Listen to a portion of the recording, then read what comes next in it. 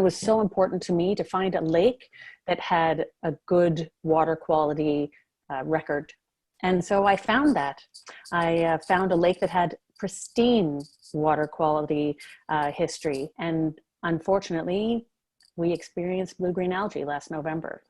Now, when that happened, when you heard there was blue-green algae on your lake, how did you react to that? Well, I didn't even really hear it. I went down one morning with my dog. The lake had some green scum here and there, not, all over, but it was just not something I'd seen. And of course, knowing about blue-green algae, my heart sank.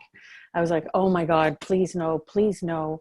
And so then I came back up to the cottage with my dog and put him here. And then I Googled to find out, is there some way I could test myself to see if it's blue-green algae, or maybe this is normal. I'd only been up here a couple of years. Maybe this was some, normal occurrence.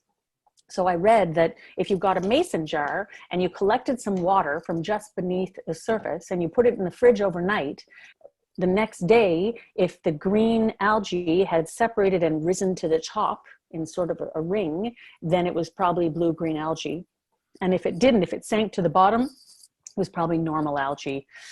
So I did that, and sure enough, it rose to the top.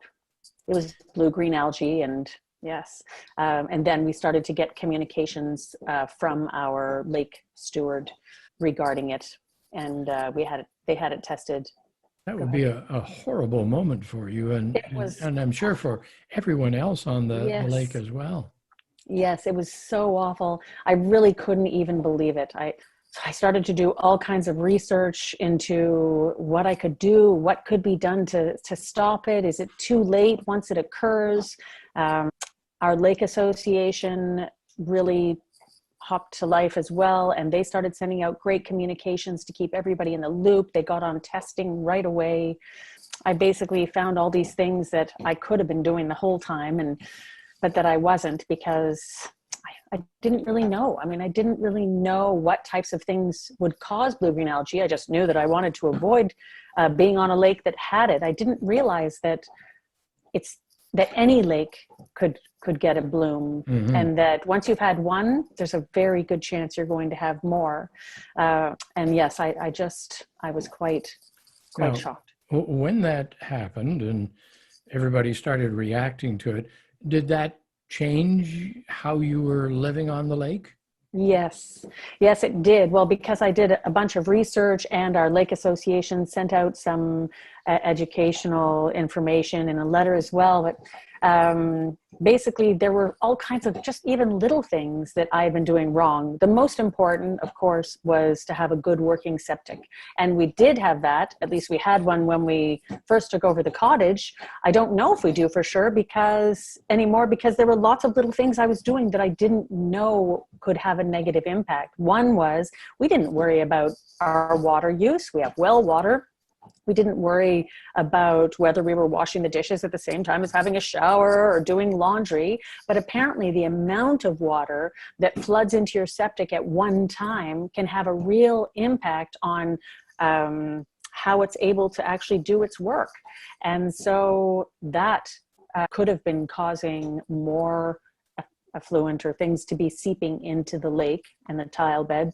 Also using all kinds of cleansing products, like regular cleaning products that had chlorine in them. I had no idea that chlorine was so damaging.